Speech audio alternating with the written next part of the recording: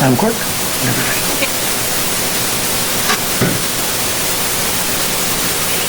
Dave Ketchner on behalf of the state. William J. for the state.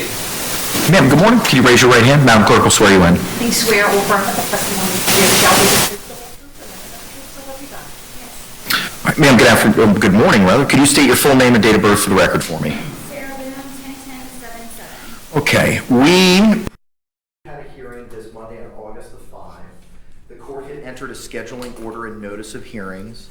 Ma'am, that was sent to you by way of mail. Did you receive that? I did yesterday. Okay, all right. I know that you had brought up concerns regarding mailing, and I just wanted to go through the historics with regard to the mailing. As you may recall, back on June 28th, we had a hearing where I granted Ms. Cushman's motion to withdraw and addressed your forfeiture, alternatively a waiver to counsel. You were hand-delivered a copy of that order. On May 25, we had a hearing and an order was entered and a notice of hearing was set. That order was hand-delivered to you. Thereafter, there was an order setting hearing that was entered on July 29. That letter, or that order rather, was sent to you at P.O. Box 9109, Seminole, Florida 33775, which is the Orange County Corrections Department mail address for general inmate mail. That was remedied the next day. On July 30th, a certificate of service was entered to the appropriate address, identifying you, your inmate number, FDC-B4, P.O. Box 4970, Orlando, Florida 32802, which is the address that you had placed in your motion and your notice. That certificate of service included the notice of filing of the memorandum from the Orange County Corrections Department, Security Operations, and there was also a certificate of service providing you the Justice Administrative Commission's response to motions seeking due process costs. The next mailings was a notice of mailing of documents by your former attorney, Patricia Cashman, which was the transcripts of depositions of detectives Chelsea Copsell and Scott Lowen, which were taken on May 7th, 2024. That was e-filed on August the 1st, 2024, and mailed to you with address to you, your inmate number, FDC Dorm B, P.O. Box 4970, I apologize, P.O. Box 4970, Orlando, Florida. Did you receive those deposition transcripts? I did. Okay. Then the notice of delivery, do you recall when you received those transcripts? Everything that you are stating was received on Monday. The 5th? Correct. Okay. The next was a notice of delivery of digital copies of documents that was e-filed by your former attorney, Patricia Cashman, on August 1, 2024, which provided the transcripts of depositions of detectives Chelsea Copsell and Scott Lowen taken May 7, 2024 to Billy Lane on August 1st, and that was mailed to you at the same address we've been addressing, P.O. Box 4970 on August 1. Did you receive that notice? I'm sorry, what was sent that for? Notice of delivery of digital copies of documents, which reflected the deposition transcripts of the detectives I just identified to Mr. Lane. To be honest with you, I don't know. It was a lump sum of a giant amount of paperwork, and I haven't gone through it yet. Okay. They had me sign about 4 or 5 different documents, so. Okay. For receipt.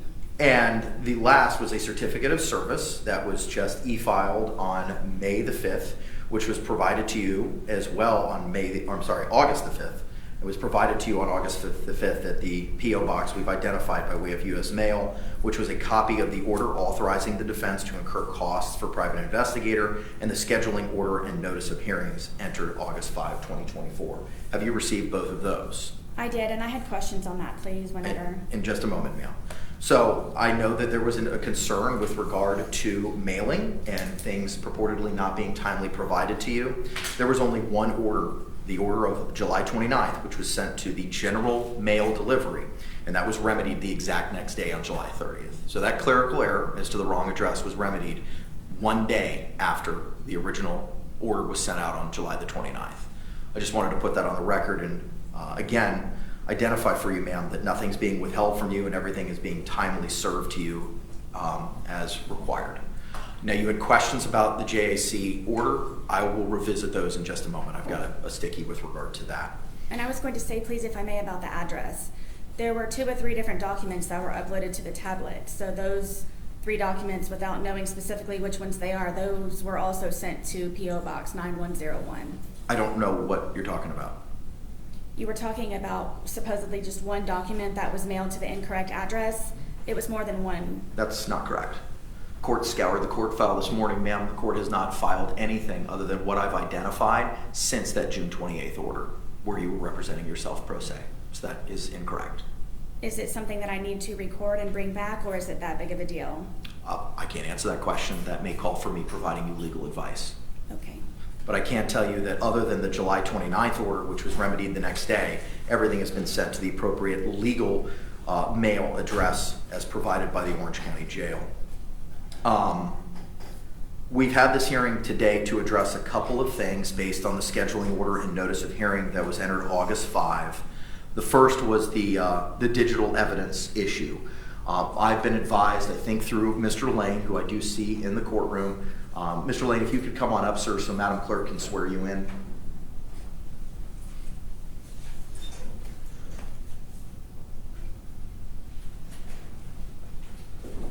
Do you swear or affirm that the testimony you should give shall be the truth, the whole truth, and nothing but the truth, so help you God? I do. All right, Mr. Lane, good morning, sir. Can you state your full name and your affiliation with Prison Break Investigations, please? Billy Lane, Chief Investigator, owner of Prison Break Investigations. Okay. I understand part of the order from Monday was regarding the state's digital evidence. I understand that may have been provided on a USB drive to you, Mr. Lane. I want to hear from the state with regard to that first. So either Mr. J or Mr. Cacciatore.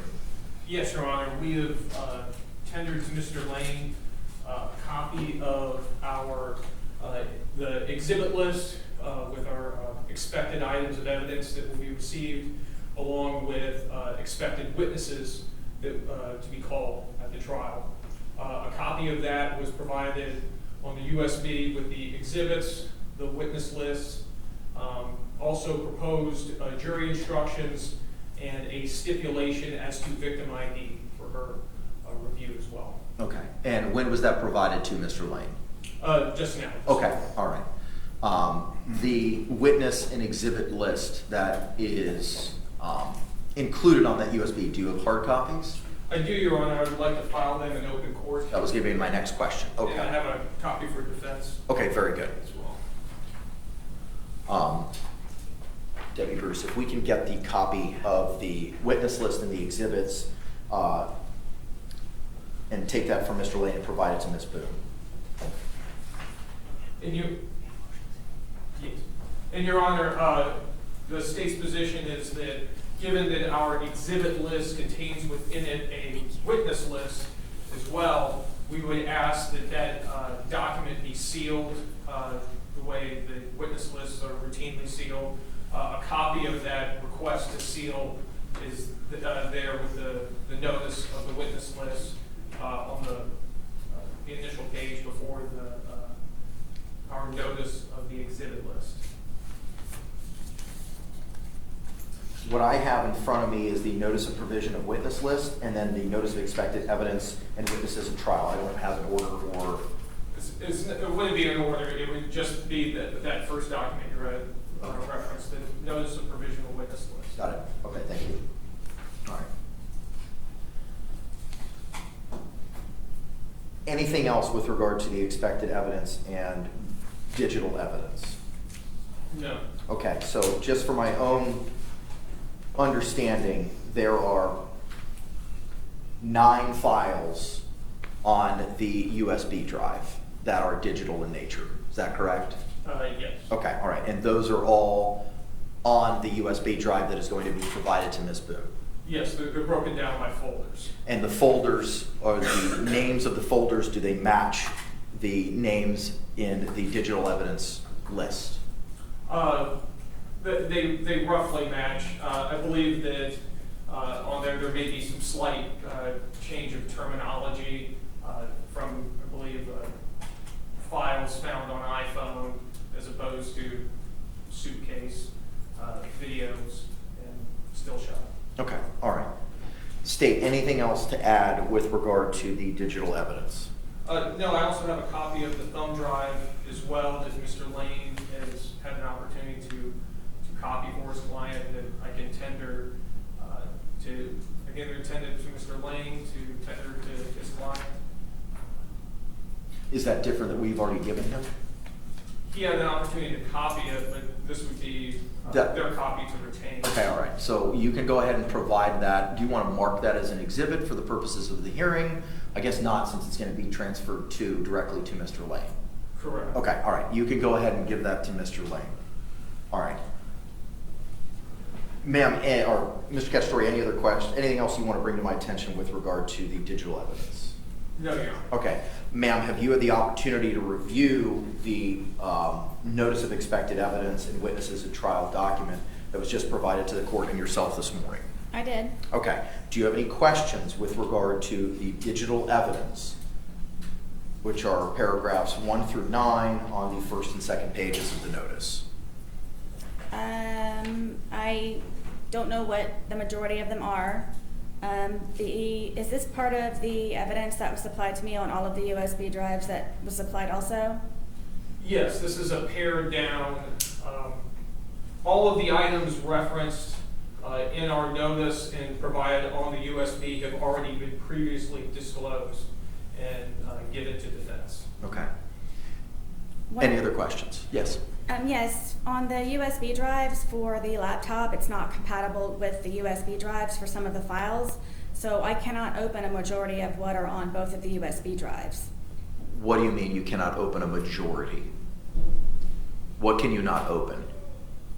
I don't know specifically which files. I know that some of them come up as videos, some of them come up as JPEG, some of them come up as different formats.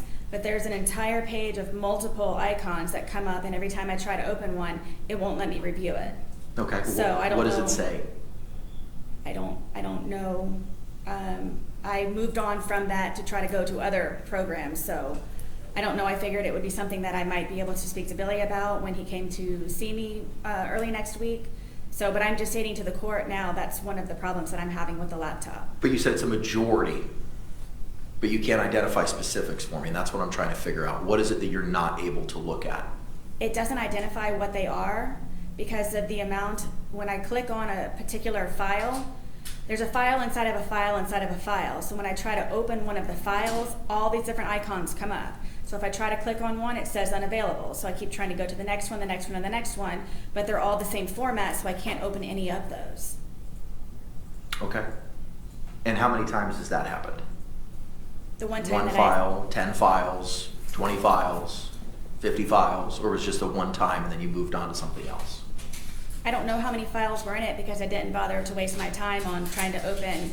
I believe I tried to open about 8 or 9 of them, and then I just moved on from that folder into another folder. And the other items in the other folder, were those accessible? Were those viewable? For the most part, yes. I have not had a I don't know moment what to. for the most part means. I haven't had time yet to explore everything due to the dorm environment. So as soon as in the amount of information, the vast amount of information that he has on there, I'm trying to figure out a way where I can sit in it. I have a letter to you that I wrote to the captain, a copy for you, so you know what I'm trying to work on in order for privacy to be had. So I haven't explored both USB drives to the fullest potential that I possibly can yet. Just from the moment that I have attempted to do so, the one problem I have had was with the one folder with many icons in it. I attempted to open about 8 or 9 of them, could not, so I moved on to whatever was next. Okay, all right. Dave? I could add to that everything that we have provided on this USB file, we have checked. It's all on standard formats.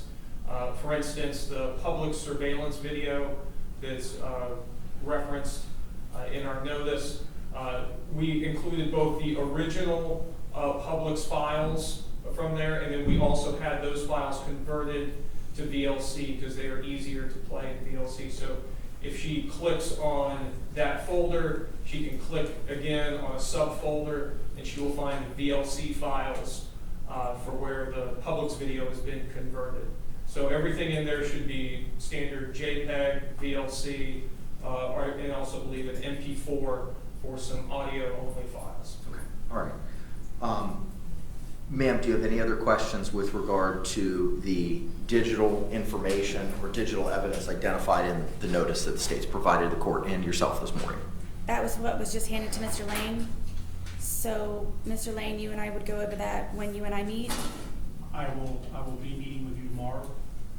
There is a concern that I will not be able to transfer this to Ms. Boone through the jail protocol. I have a remedy for that. With regard to, well, let me finish with the digital. Any other concerns, ma'am, as to the items identified in this notice? Until I'm able to open them and see them, no, I do not. Sure. Okay. State, anything else we need to talk about with regard to that issue? Not in regards to that issue. Okay. All right.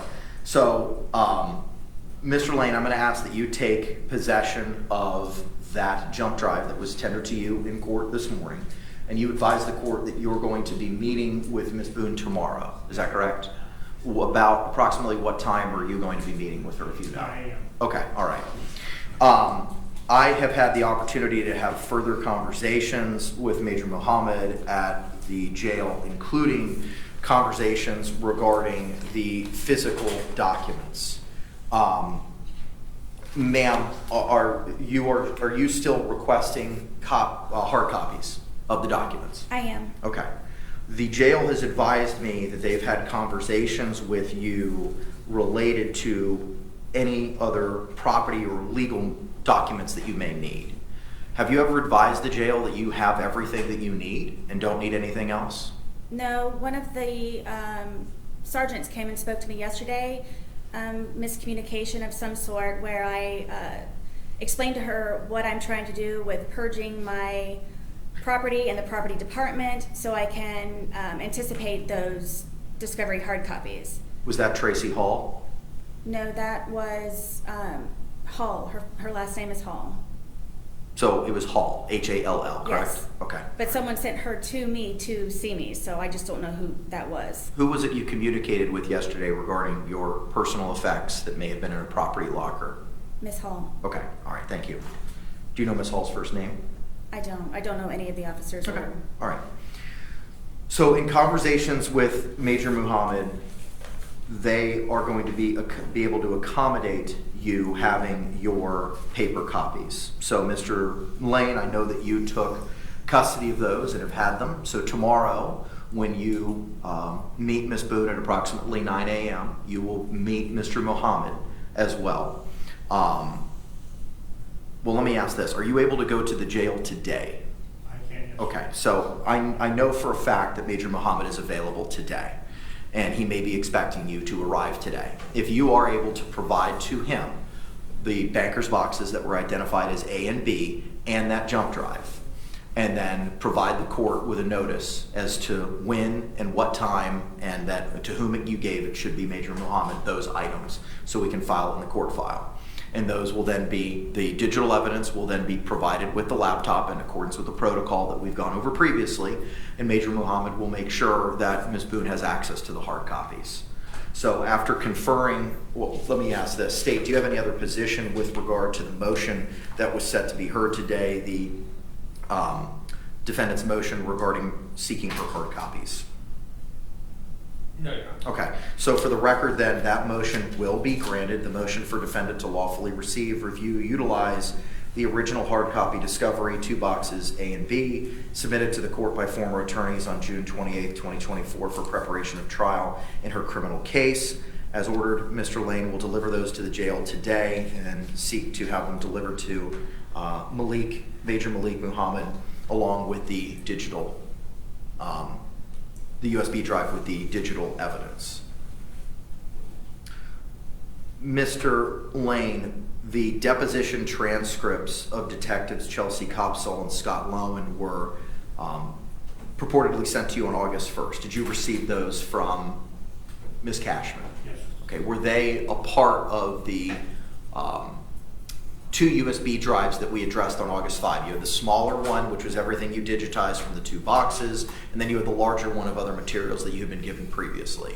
No, but I do have a drive that I can put them on and make sure they get to the jail today. Okay, if you could make sure, sir, that when you drop off the other two things, digital copies, I know Ms. Boone has identified that she has the physical copies, but I'd like to give her digital copies just in case.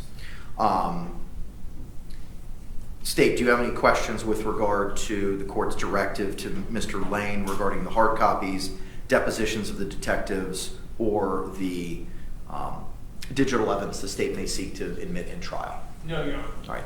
Ma'am, do you have any questions for Mr. Lane regarding those three items? No.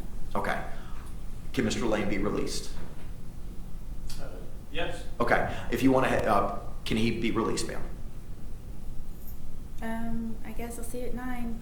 Okay. Sir, if you could endeavor to do that today, I would greatly appreciate it. Absolutely. All right. Thank you very much, sir. Thank you. All right. The next matter this morning is the defendant's motion for defendant's reasonable freedom and movement by allowing her to be unshackled, unhandcuffed, to function equally and comfortably while utilizing the courtroom that was hand-filed with the court on August 5, 2024. Court has had the opportunity to review that motion and the law regarding restraints. State, do you have any positions at this time with regard to the defense's motion? Your Honor, in speaking with courtroom security, we would oppose the motion, and we have Corporal Gavin Lowton available to supplement this court's knowledge on the issue. Okay. So, ma'am, we're going to have a hearing on your motion. The state will call the corporal. He will be inquired by the state as to some concerns that they may have, and you'll be given the opportunity to ask him questions or cross-examine him after the state's concluded asking any questions. Do you have any questions about that process? Is that today? That will be happening right now. Yes, ma'am. Okay. Do you have any questions about that process? I don't. Okay. All right. Let's go ahead and call your witness. State. State will call Gavin Lowton.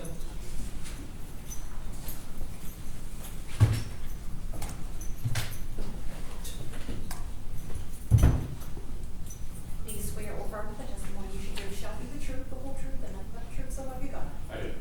Sir, good morning. Can you state and spell your name for the record for me? Gavin Alton, Gavin, Lwtan. All right. Thank you. State, you may proceed. Good morning, sir. Good morning. And what is it that you do for a living? I work for the Orange County Sheriff's Office as a deputy sheriff. And to what area of the sheriff's office are you assigned? Court security. And how long have you worked that assignment? 4 or 5 years now. And tell us, what are some of your duties within that assignment?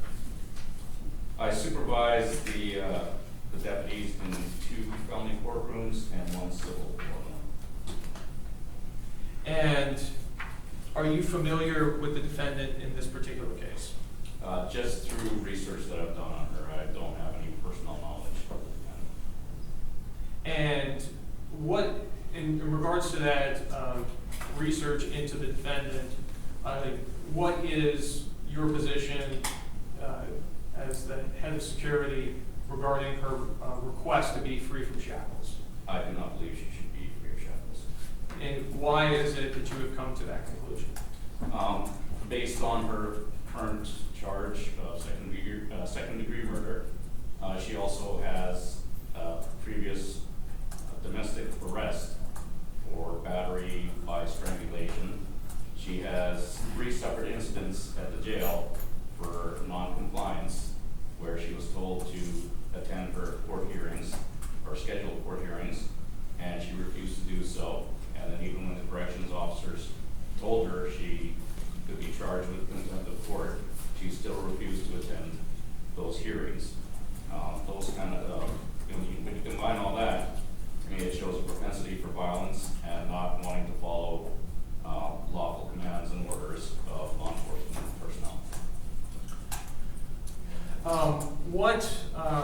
What accommodations can be made in order to keep concealed the fact that she is shackled or restrained during trial?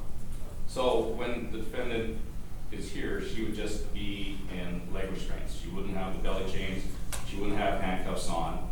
We've modified the leg restraints by wrapping tape around the chains So even if she's made motion or movement, it wouldn't make noise to alert the jury as to that she's got restraints on. She would be brought in and sat at the defense table prior to the jury coming in and being seated, so they wouldn't see her walk in with restraints on. And there's a panel in front of the defense table that prevents the jury from seeing that she's got leg restraints on. Your Honor, I don't believe I have any further questions at this time. Thank you. Ma'am, do you have any questions for Officer Lowton? I do. Go ahead. First off, in your, in quotes, research that you've done on me, the domestic violence case that I was charged with, the felony with strangulation, was dropped. I don't know if you were aware of that in your research. Yes, so I was never charged with that. Also, what 3 hearings is it that I supposedly missed on what dates? I have those here. I've never missed a court date. In the almost 5 years that I've been here, I've never argued, I've never hesitated. Object to the form of the question, Your Honor. I'm going to sustain the objection. Ma'am, you have to ask one fact per question. Okay. I am prepared to give her the dates. Okay.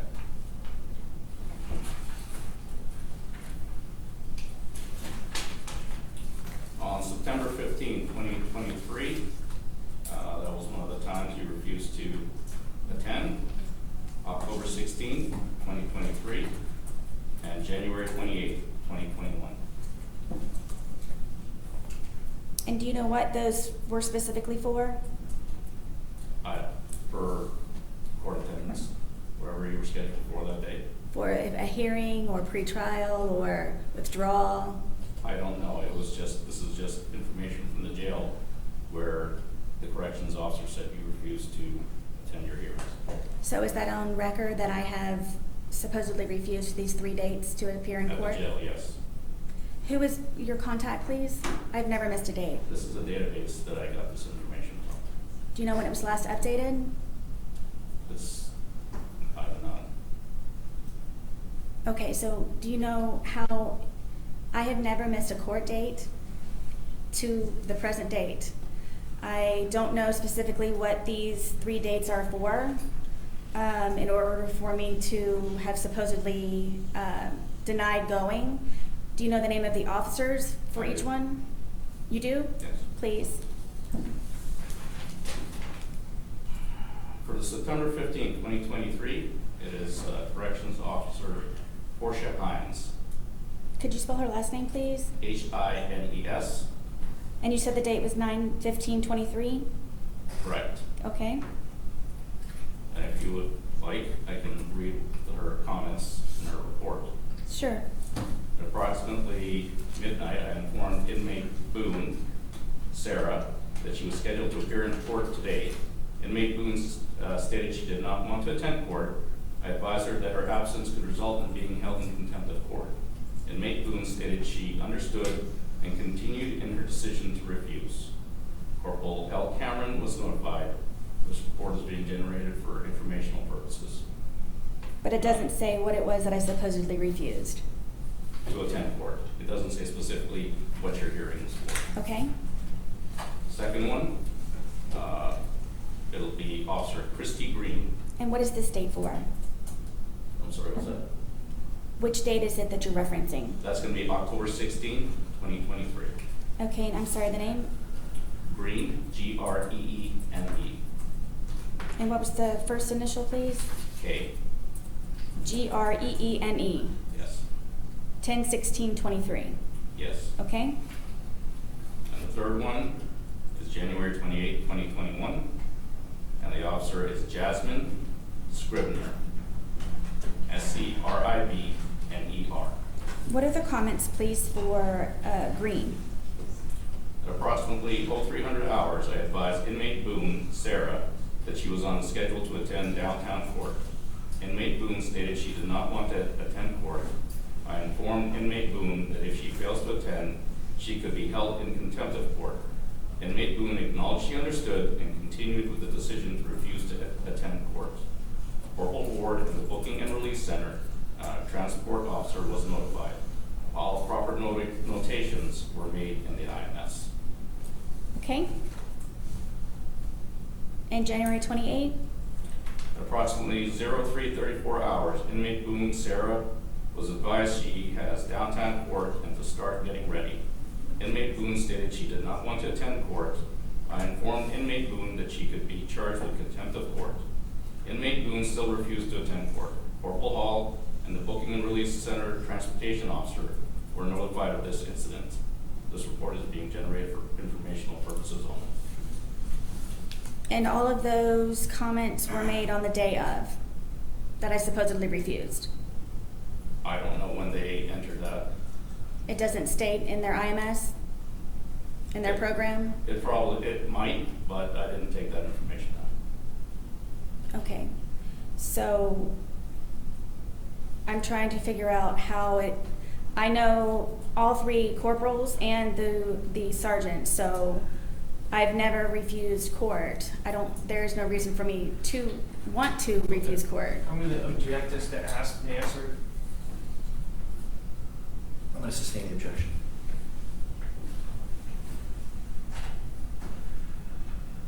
So the domestic violence, the original, was dropped. I was never charged with that. I'm going to object as to relevance, Your Honor. Overruled. You can answer the question, sir. Okay. It was dropped. You were charged and arrested. I don't know why the state dropped it. It could be because both parties, based on the report that I read, did not want to cooperate, so they probably didn't have information to go forward with the charges. That does not mean that you didn't commit the act. It just meant the state felt that they didn't have a case that they could win. What is your definition of probably did not cooperate? Was it a fact or you're just guessing? Your It Honor, said- Your Honor, I'm going to object to the question. Objection sustained.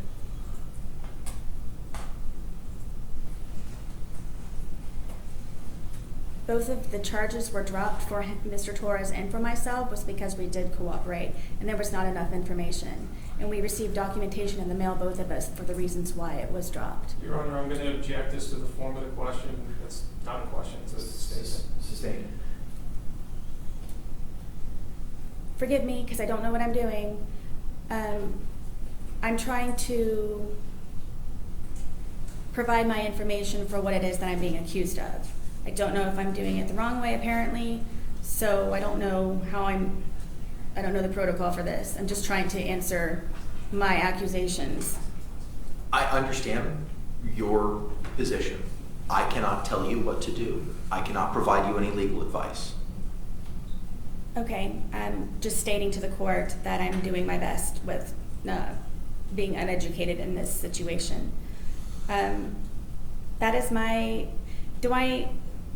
for the non-compliance, I need to speak to the corporals and the sergeant in order for that to be remedied. And then what about, do you need the documentation for the domestic charge that I was not charged with and it was dropped cooperatively? I do know that the charges were dropped. I'm just saying that is in your history. I understand, but I was never charged with it, correct? You were charged with it. It was dropped. The charges were dropped. But it is not on my record. The rest is on your record. But the charge for the domestic violence is not on my record. No, I'm you were going to never object this to convicted. ask and answer, Your Honor. Overruled. You were never convicted of the domestic battery charge, but you were charged with it. And the case was dropped. Yes. For the three supposed non-compliance that I have, I know that 2 of the officers are no longer with the Department of Corrections, Orange County Corrections Department, so I will need to speak to their supervisors in order for me to have, I guess, this remedied. Is it Your Honor, a, I'm going to object to the form of the question. This is a statement, not a question. Objection is sustained.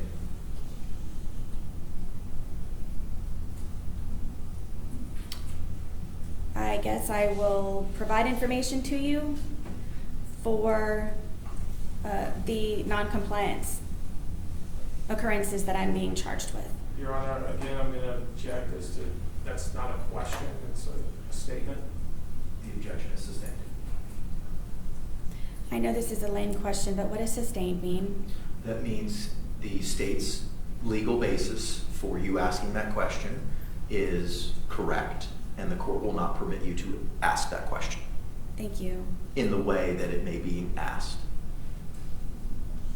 What do I need to provide to you in order to have that remedied, in order for me to be unhandcuffed? Your Honor, again, I'm going to object as to the form of the question.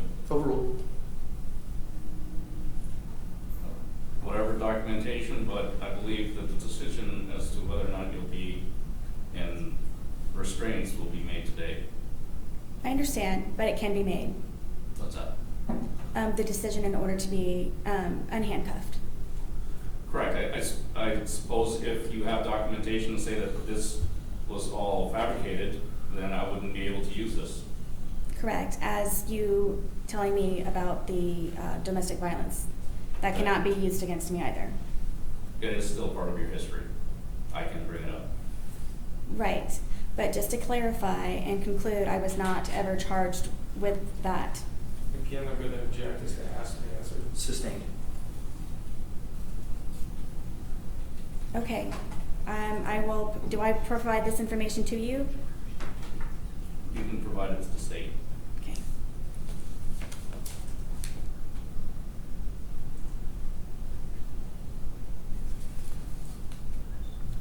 Am I, in your opinion, a flight risk or detrimental to the courtroom and am a threat of any type of harm? Based on what I've researched, I don't know you personally, but based on my research, I don't think it would be appropriate for you not to be in restraints. And then what was the year, please, for the charge that was dropped with the domestic violence? It was 2018. 2018? Correct. And it is now 2024. Okay. And you're going solely off of what, the arrest affidavit? What is it that you're using to conclude, due to this occurrence that was dropped, that I would not be able to be unrestrained? Correct. Your arrest history, the information I read, all the research that I've done, that's where I'm basing my conclusion on. But what specifically from that 2018 charge? The fact that you were charged with battery by strangulation, which is a violent act, is one of the reasons why I've said that I do not believe it's appropriate for you not to be in restraints. But it was never proven, correct, because it was dropped? It was dropped, doesn't mean it didn't happen. Okay. I'll be working on the others with the corporals and the sergeant for the supposed non-compliance. Thank you for the dates and the information. You're welcome. Ma'am, do you have any other questions? Do I need to supply anything for the 2018 domestic violence occurrence that you are referencing and applying? It's already been dropped, I'm just telling you what the history is. So- And you can still apply it even though it's not been. Correct, it's in your history. Okay. Thank you for the information. You're welcome. Any follow-ups, Dave? No, Your Honor. All right. Thank you, sir. Okay. Anything else, Dave? Not from the state. Okay. I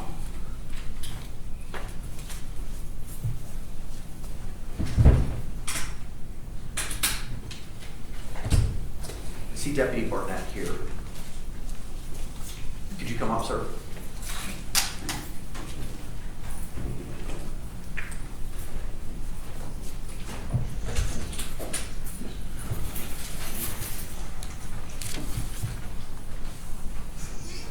Do you swear or affirm the testimony you should give shall be the truth, the whole truth, and nothing but the truth, so help you God? Yes, I do. Sir, good afternoon, or good morning, rather. Could you state your full name and date of birth for the record for me?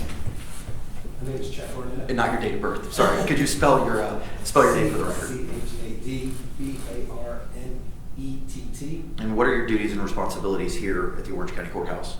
I'm the deputy sheriff at the Orange County Courthouse. I work in courtrooms, I supervise squads, and I'm also in charge of training inside the courthouse. Okay. Is there any training that's addressed with regard to other security measures other than shackles that may be provided for defendants? Yes, we have an item called the stun cuff that is also used in the courtroom. Okay, could you step us through what a stun cuff is? A stun cuff is an electronic device that's wireless. It's it's box secured to the leg. It has 50,000 volts, and it's able to be remotely sparked from a distance. How is it fixed or placed on a person? It's dual strapped along the calf of either leg. It can be hidden in the pants, and gives the ability to people to walk around. And who is in charge of operating that device? It'll be an assigned officer that's been trained in the device. And step us through the operation of how that device is utilized or operated by that officer. The officer will show the device to the subject or the inmate or the defendant. It will be secured with 2 straps on the leg. There is a waiver to be signed prior to being used, explaining when it would be used, if it was needed to be used during court, violence, attempt to escape, any actions that lead to that level of to use the device. It's a 2-step process, so there is no way for it to accidentally be set off. It has to be hit 2 separate buttons, so there's no accidents. If it had to be used, it would cause a shock to the location on the calf, cause a great amount of pain, causing the defendant most likely to fall to the ground, and we could secure and take care of the situation after that. Are there any other protocols or standard operating procedures regarding the use of the stun belt, other than what you've already identified? Just to follow what response to resistance policy we have. Okay, and can you explain the response to resistance policy? We have a level of response to resistance depending on what an individual does to what we would do. So if she was attempt to escape or fight, we would use it to match that level of resistance. What is the level of resistance whereby which the stun belt would be deployed or utilized? At this moment, it is at a level 3. And what is a level 3? Level 3 would be failing to follow the directions and stuff like that. If we asked her to get up and move or not, or follow the lawful order, we could use it. Most likely in the courtroom, we would use it probably at a level 4 level. That is pretty much fighting, escaping, attacking another person. Okay, all right. State, do you have any questions to Deputy Barnett? No, Your Honor. All right. Ma'am, do you have any questions for Deputy Barnett? I do, please. Go ahead. Tell me, what is the title of this? Stun cuff. Cuff. Cuff. And you said this was applied on the calf or the ankle? Yeah, the Achilles tendon area of your leg. And is this something that does it need extensive preparation, or is it something that can just be put on coming and going from the courtroom? We would place it on you before the court starts, and you can take it off as court every time we exit the courtroom. It takes a few moments besides signing the waiver and securing it to your leg. And it's a one-time waiver? Each day you will have to re-sign the waiver. Okay, so there's no limit to how many times it can be put on and taken off, put on, taken off? No. And it's a very simple process to apply Yes. and remove? Yes. Thank you. Any follow-up? Not from the state. All right. Sorry. Sorry. Would I have my hands free, correct? Yes, you would have your hands free either way. If you were in a leg iron, your hands would be completely free. The stun cuff, same thing. And then I would be able to walk?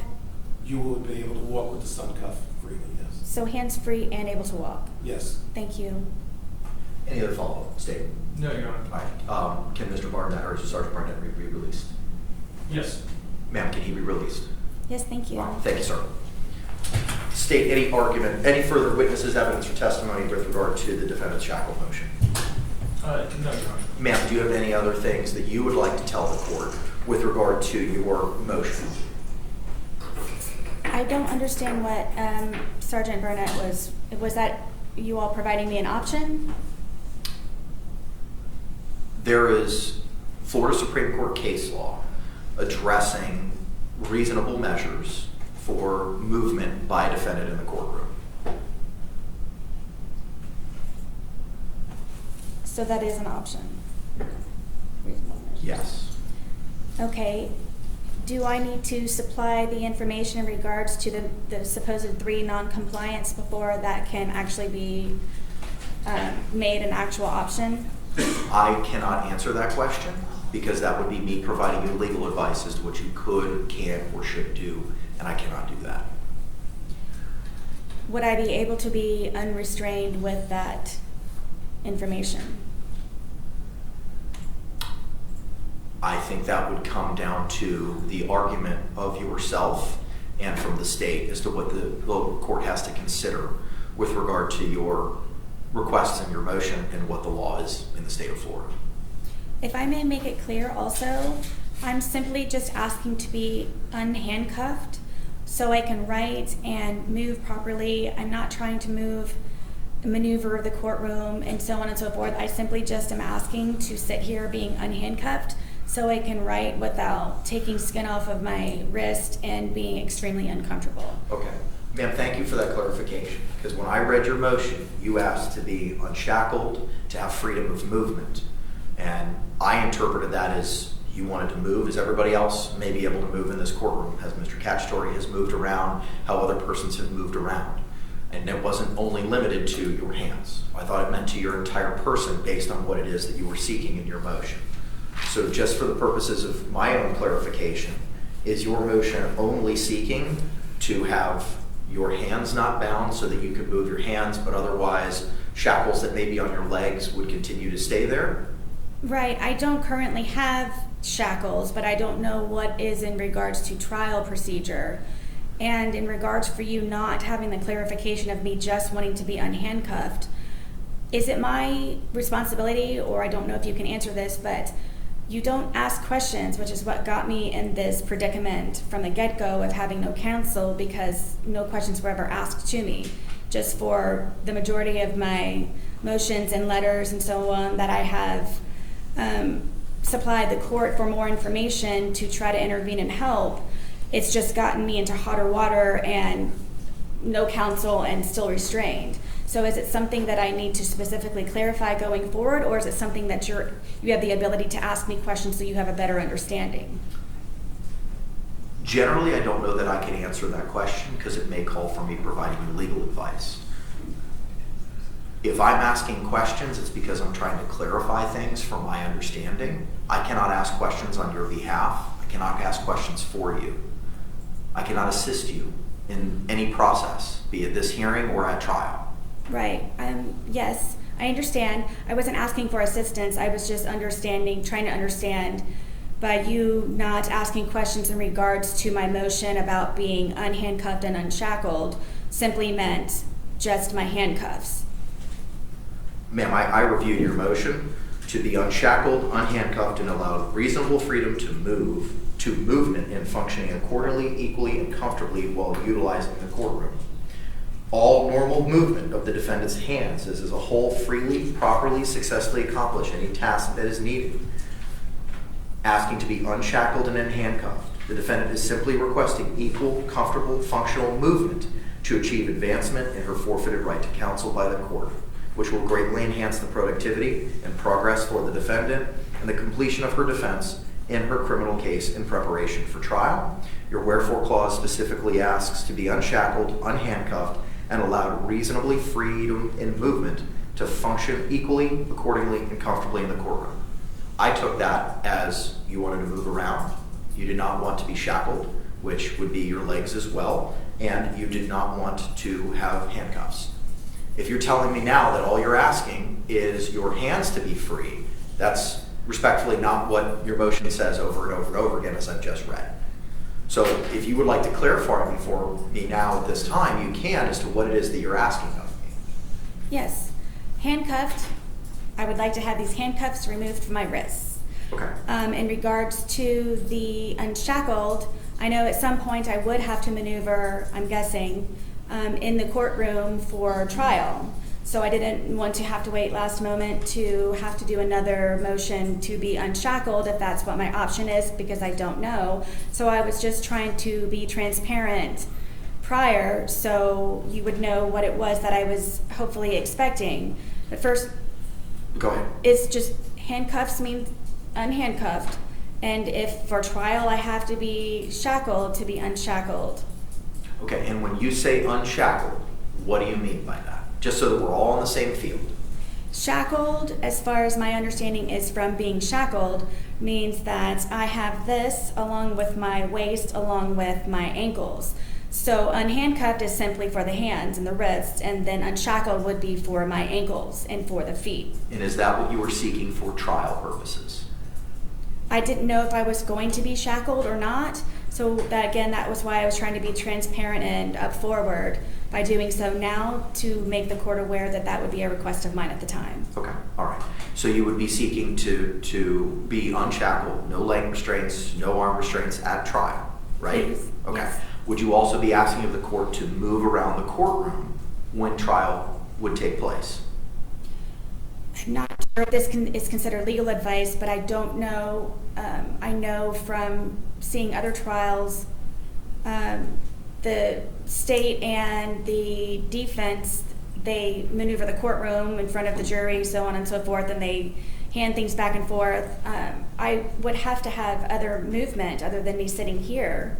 So yes, I would have very limited, reasonable movement in the courtroom for trial, Okay. yes.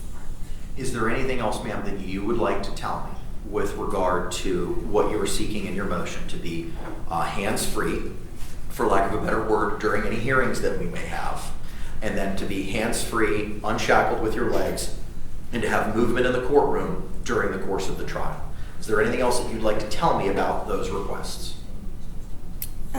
I don't know if you've been able to see my difficulty with just simply trying to take notes. Yes, very much I would like to be unhandcuffed, just to sit here and be in attendance of my hearings, conferences, whatever it is.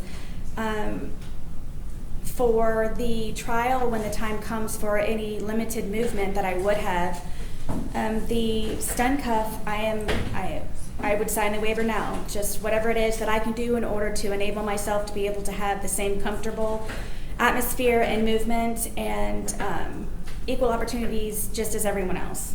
Okay, thank you. Anything else you'd like to tell me, ma'am? No, Your Honor. Okay. State any argument. Your Honor, you've heard the Sheriff's Office's position. They're in charge of courtroom security. They presented basically their position is she should not be unshackled, but you've also heard from Deputy Barnett, who explained the options that are available to the court. Our position is if you do not allow her freedom of movement with the stun cuff, then today is probably the best day to start talking about the logistics of how we're going to do this trial so it does not create the inference that she is an inmate. Does that mean the state will be sitting at counsel table to question witnesses? How are we going to go about getting back and forth to the clerk and to the witness to present exhibits if she is not going to be able to do the same with shackles?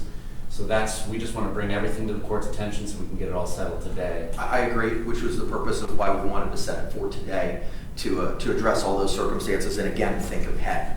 Ma'am, do you have any closing remarks or arguments that you'd like to make to the court about your desires to be unhandcuffed, unshackled, and or utilize the stun cuff? I believe that it is unfair that you, number one, want me to represent myself, and then number two, you would like for me to represent myself while being handcuffed, to be able to progressively and actively participate properly in the same as others with just simply being able to write notes. At some point, I'm sure I will be bringing things with me to court that I need to reach for, to open, to pass normal functions in a body as a whole, with the same equal level as anyone in the courtroom would have in order for myself to be able to do the same and function fairly and appropriately. I don't know if this is legal advice or not, but in a trial, are you able to tell me, are defendants shackled? Or is this something that I don't even need to worry about because they're not even shackled? Typically, ma'am, the defendants have leg shackles that, as Deputy already identified, Deputy Lowton identified, they're wrapped so that they're muffled, so that they don't jingle jangle or bring any noise attention. And the privacy panel is located in front of defense counsel's table, would prohibit the jury from seeing those. Their hands are free, but the legs are in restraints. Thank you. Yes, I very much would like to be unhandcuffed just to simply take notes and function normally and equally, just for hearings and so on and so forth, which we have a lot scheduled futuristically. And then when trial comes about, either way with trial and or hearings, the stun cuff, I am readily awaiting for that to be an option and to apply as soon as possible. Whatever it is and however it is that I need to, just to at least just have these removed. Okay, got it. Any closing remarks, Mr. J? No, Aaron, just address all the concerns, which is the court's plan. Got it. All right, thank you very much. I think the Florida Supreme Court has given us the guidance specifically for a case just like this in Weaver versus State, 894 Southern 2nd, 178 by the Florida Supreme Court in 2004. In that case, there was a pro se defendant who was representing themselves who had been charged with first-degree murder, and there was no prior history of violent courtroom outbursts. The defendant in that case was representing themselves, and there was some concerns as to being allowed to move around the courtroom during trial may present some safety hazards. The court identified as there would be, in our case, potential sidebars, access to witnesses, evidence, jurors, etc. And that in that case, Weaver's pro se status meant that he would be moving about the courtroom in close proximity to the judge, jurors, prosecutors, witnesses, and potential firearm evidence. This closer proximity to various trial participants arguably raises greater safety concerns than the defendant who is represented by counsel and has no legitimate reason to wander beyond the defense table.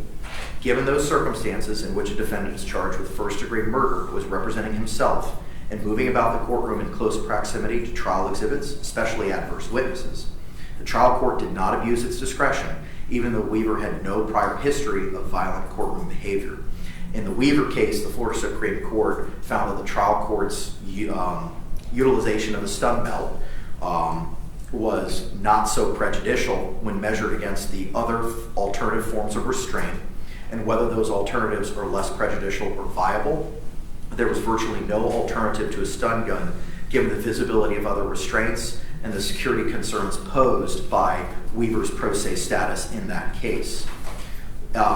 It is clear as a matter of Florida law that a criminal defendant's right to be free of physical restraints is not absolute, and that under the circumstances in the Weaver case, the decision to employ a stun belt constitutes a rational exercise of the trial court's discretion that was reasonably necessary to ensure order and safety in the courtroom, especially in light of the defendant's pro se status.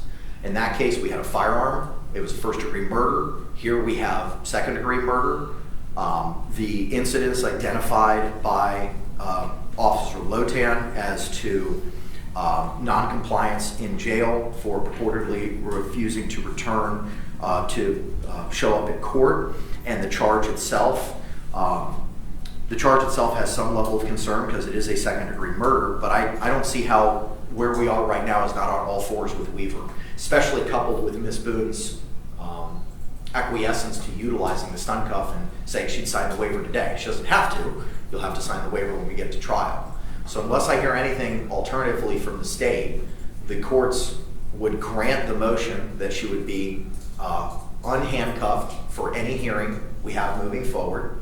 Instead of her position in the box, we would probably have her seated at counsel's table, unless I hear an objection from the state as to that. We'll address motions first. State, any position with regard to being unshackled and B, being seated at counsel's table for any motions moving forward? No, we defer to the court and the sheriff's office, who is in charge of security. Our concerns are just making sure that she is given a fair trial and fashioning a remedy that is a fair presentation for the jury to observe. Okay, perfect, thank you. All right, so ma'am, the court's gonna grant your motion, and then you will be unhandcuffed for every hearing moving forward. And instead of being in the jury box, you'll be seated at counsel's table, okay? You may still have your leg restraints on, but you'll be hands-free. For the purposes of trial, in accordance with the Florida Supreme Court decision in Weaver, you will be hands-free and you will not be shackled with legs. But the stun cuff, as identified by Sergeant Barnett, will be affixed to you and you'll have to sign that waiver. Do you have any questions for me, ma'am? For sitting here in the counsel's table, you also said that I would be shackled. I'm not shackled now. Will I be shackled then? My understanding is that you were. If you're not, and the only thing you have is your handcuffs? Correct. Is that correct? Correct. Okay. If that's the case, then you'll be seated at counsel's table with that, as you are without your hand restraints. Okay, so I would be unbound. Correct. Yes, thank you. All right.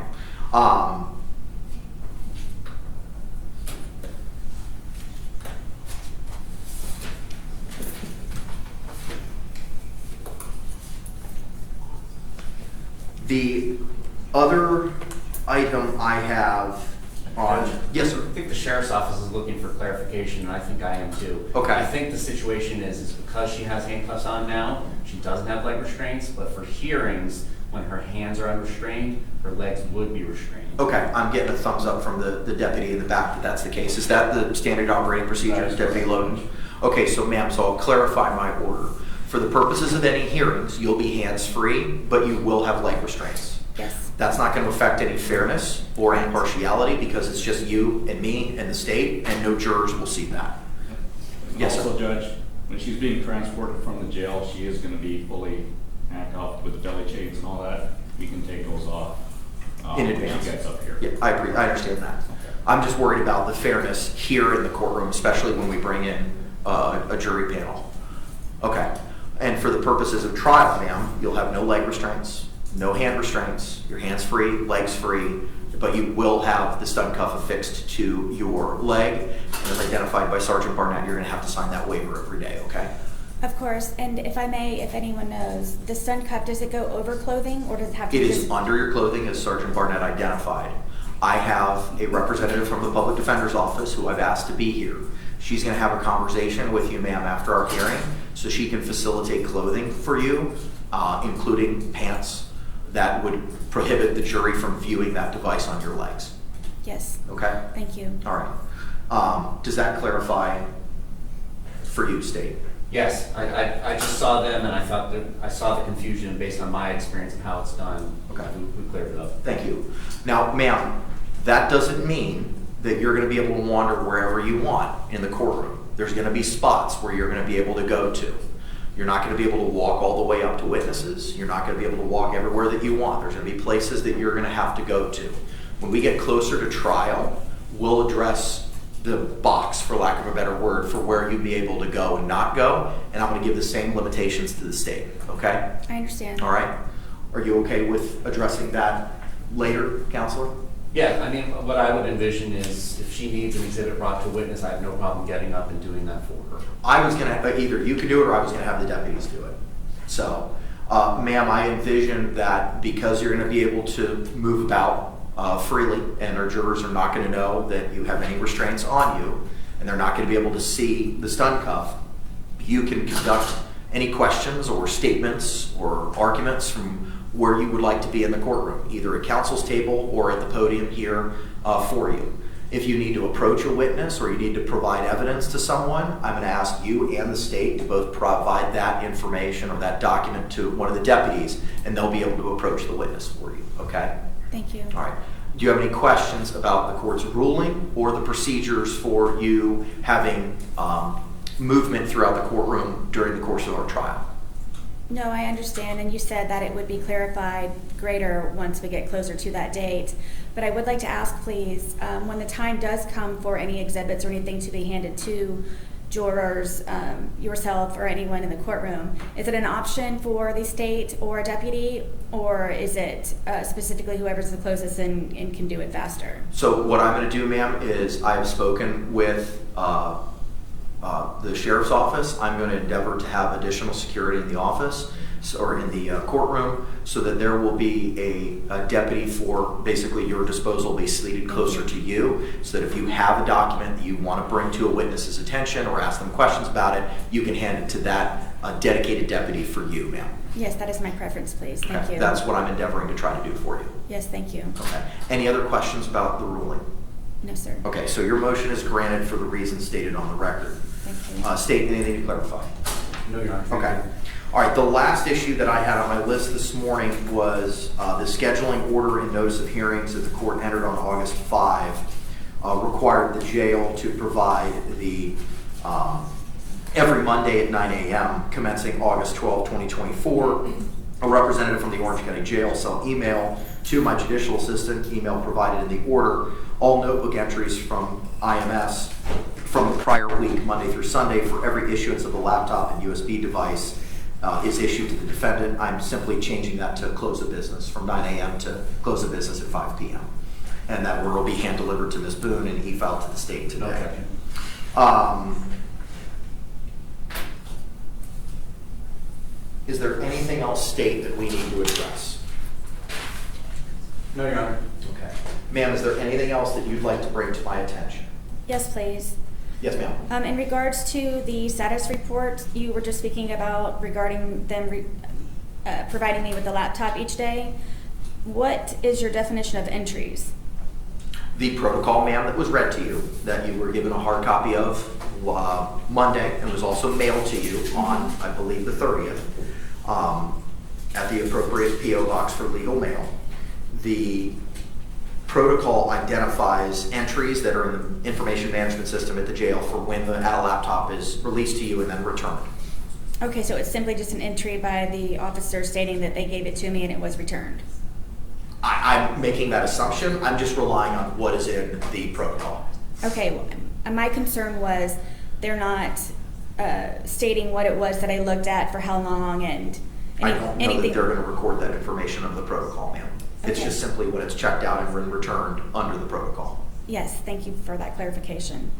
And then also for the notice of the expected evidence and witnesses at the trial, we didn't discuss the physical evidence, and I know that that was something pending in regards to the media being. The physical evidence, we're set to review that here in court on September 3rd at 9 o'clock in the morning, and that was identified in the order from the 5th, ma'am, which you said that you got a copy of through the mail. That's in paragraph 5. The state's physical evidence will be reviewed with the state and the defendant on September 3, 2024 at 9 a.m. at courtroom 12A, Orange County Courthouse, and then the address of the courthouse. So the physical evidence will be reviewed at that point in time. Yes, Your Honor, I understand. My question though was, are you still trying to decide or research having the media here in the Yes, courtroom? ma'am. I've pulled the case law on it. I need to review that case law to see if an evidentiary hearing is required. I know that we have a hearing that we had set for August 14th, which was to address a couple of other issues, specifically your motion to receive the hard copy documents. We no longer need that hearing on August 14th at 1:30 because the jail has confirmed that they have space and Mr. Lane's taking care of that today. But I do want to utilize that hearing for, I still want to utilize that hearing since we've carved it out. So at that hearing, we can address the media issue based on the court's review of the case law and determine if we have to have an evidentiary hearing, we can have an evidentiary hearing at that time. And also we can utilize that as a status as to your review, ma'am, of the digital evidence and to confirm that you've had the opportunity to review it. You don't have to finalize it, but just to see where you are in reviewing that digital evidence that the state may be seeking to introduce at trial.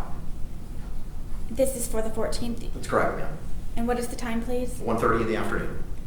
Okay, and for the case law that you are researching and referencing, are we able to have a copy of it prior? Sure. I don't see any problem. It's the Miami Herald decision. I don't know the citation off the top of my head, but I don't have a problem. I have no problem. I'm familiar with the case. Sure. Ma'am, what I'll do is I'm going to prepare another order. I'll be able to hand deliver you the one today, changing the Orange County Jail, providing the notebook entries from 9 a.m. to close of business. I can hand deliver that to you today. But in the order that I mail to you, ma'am, it'll provide the case law with regard to the your privacy and media concerns. Yes, thank you. And that'll be heard on August 14th at 1:30, in addition to a status on the digital. Now, ma'am, based on the scheduling order that the court entered back on August 5, you have 14 days from today, absent of showing a good cause, to extend any deadlines to provide your objections in writing to that evidence. Forgive me, it's objections for the The evidence from digital the state? evidence. The digital evidence only. of the 2 USB drives from Mr. Lane? Oh, no ma'am, the USB drive that Mr. Lane's gonna be providing to the jail today that has those 9 items Oh, yes. as identified in this notice of expected evidence that you were provided today. 14 days and I have to write objections? That is correct. So your objections to the digital discovery will be due no later than August 23rd. And I will put this all in order for you as well, ma'am. Thank you. I believe that addresses all of the court's matters that were teed up for today. State, do you have anything else? No, Your Honor. Ma'am, is there anything else? I do have this. I made a copy of it for you. This is the letter that I supplied to Captain Di Giovanni upon her return, knowing what I am requesting. I don't know if I'm able to tell you, but it is a basic laptop. I have no internet and I have no phone. I'm trying to utilize the classroom that is in our dorm. I'm trying to have access to a phone.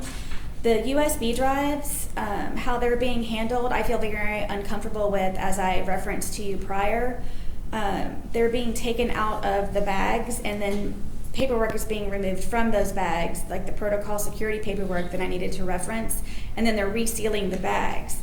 The other day, one of the officers took the USB drives upon herself to remove from the bags herself and then just handed me both the USB drives. I don't know where they go, I don't know who controls them, I don't know how they're stored. And one of my requests was to keep it at my bunk in my locked drawer, along with, of course, the internet, if I could be supplied earphones and headphones for listening, and a word program just simply to be able to type motions and letters and anything that needs to be documented or recorded. It is simply a basic laptop in order for me to view my USB drives, and just as I stated earlier to you, some of the parts of the USB drives cannot be viewed, which I will discuss with Mr. Lane tomorrow when I visit with him. Ma'am, you can give your letter to the deputy. We will file that in the court file. Thanks. Part of the reason we had set the August 14th hearing on your motion for the hard copy discovery was that Captain Di Giovanni was returning on August the 12th from a vacation, and we were endeavoring to have a representative from the jail or herself be here for that hearing. So in addition to a status as to your review of the digital evidence, a hearing on the media request, or prevent media from being at the September 3rd discovery viewing hearing, will address your concerns as identified in this letter, and have a representative from the jail, be it Captain Di Giovanni or someone else, here to address those concerns. Thank you. And if I may say one last thing, please, in regards to the media being a part of my discovery hearing, I am highly opposed to it. What are you highly opposed to? That is, I know that I have a lot of my case details that are already online. For me to be recorded, inspecting and testing and photographing, I believe that is my business only, and one bit of privacy that I should be able to maintain, especially being in the courtroom doing so. You're talking about the September 3rd evidence hearing, right? For the media? Correct. Correct. Okay. Again, ma'am, we're going to have that hearing on the 14th. Thank you. Okay. All right. Any other questions, ma'am? No. Okay. I will see you all on August 14th at 1:30. Oh, thank you. Ma'am, as the attorney from the Justice Administration Commission had identified, he has provided the court via email the pro se packet. I have a hard copy for you, and I'm going to have Ms. Barrios also send you a copy by way of the mail. It was already mailed? Okay, we're going to mail you a copy as well, ma'am. Today, I'm going to give this to the deputy to provide to you. This is the pro se packet that the JAC attorney made reference to on our hearing on August 5. Yes, thank you. And then also the public defender's office, you said, would be meeting me downstairs? They're going to be meeting you momentarily. be that right here or downstairs, I'm not sure. But they will be meeting you to discuss that. Okay, thank you, Ms. Click. All right, any other questions, Dave? No, Your Honor. Any other questions, ma'am? No, Your Honor. All right, we'll see you on August 14th at 1:30. We'll return Ms. Boone to the Orange County Jail. Thank you.